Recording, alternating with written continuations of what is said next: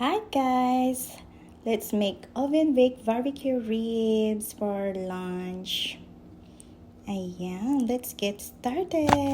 Ayan, may tatlo akong in-order na ribs dyan guys. So it's supposed to be tatlo ang i-bake kong barbecue, but parang nag-decide ako yung isa na lang ginawa kong sabaw for me. So dalawa lang ang inobin ko dyan. So, yan. Maglalagay lang ako ng mga pampalasa dyan, guys. Naglagay ako ng mga paprika, garlic powder, salt and pepper, tapos yung cayenne powder, then rosemary.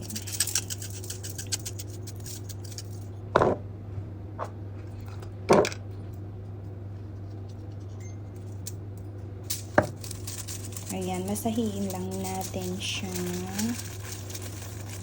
Then, baliktad natin guys.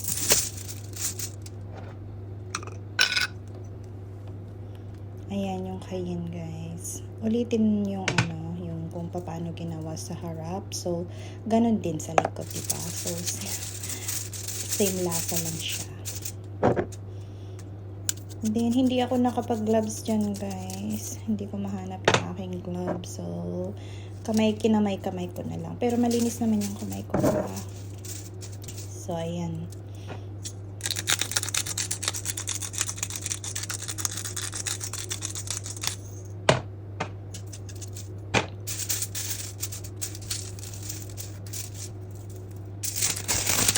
Ayan, ibabalot ko siya guys sa aluminum foil.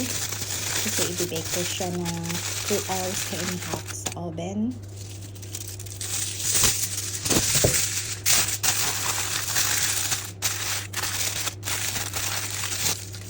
Ayan, same din sa isa kong ribs guys.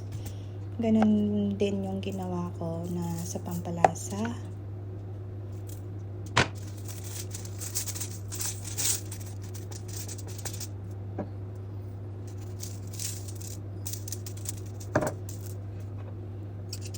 Guys, try nyo to sa bahay nyo guys. Para siyang yung ribs sa sa Hard Rock Cafe or sa sa Fridays. Same siya. Pero mamaya ipapakita ko sa inyo yung yung paano po gawin yung yung ating sauce. I think naglagay lang ako doon ng ng barbecue then honey.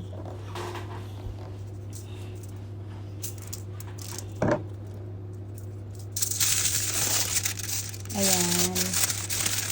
Then, pag nabalot na yan guys, ilalagay ko siya sa baking tray.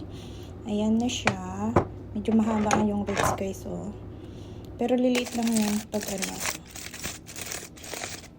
Ayan, after 2 hours and a half guys, nandiyan na ang ating ribs.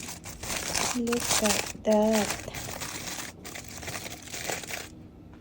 Nakita niyo yung yung kalderong yun ko binake niluto yung aking sinabawang ribs kasi gusto kong sabaw kasi medyo malamig dito ngayon.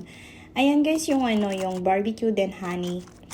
Tapos pagkatapos na malagyan ng barbecue sauce, ibabalik ko ulit siya sa oven mga mga 10 or 15 minutes.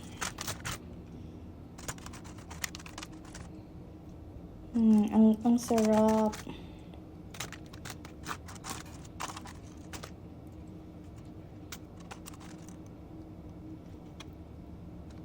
Ayan, nag-request din yung anak ko. Sabi nga niya, sa birthday nga daw niya. Ito daw yung gusto niya sa birthday niya.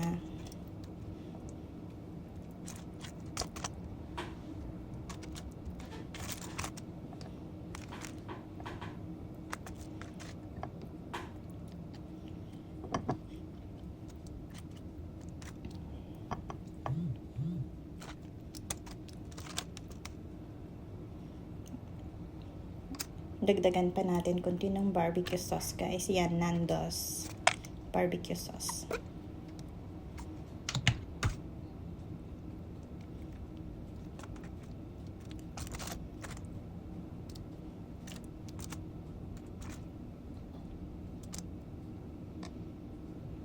Ayan.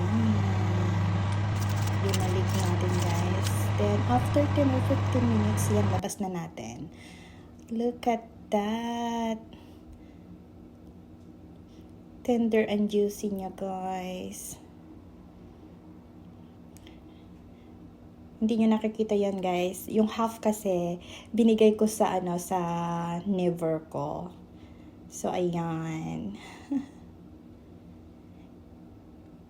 Ayan, thank you guys for watching. Bye-bye.